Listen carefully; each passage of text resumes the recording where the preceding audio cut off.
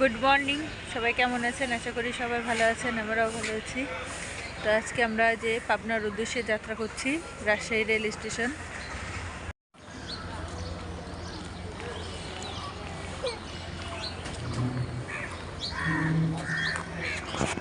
এই তো এটা হচ্ছে রাজশাহী রেল স্টেশন।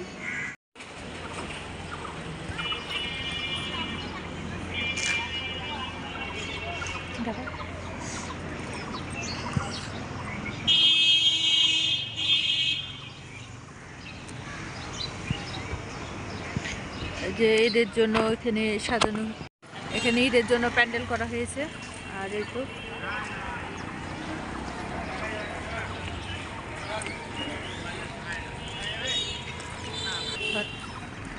চারিদিকে গাছ ফুলের।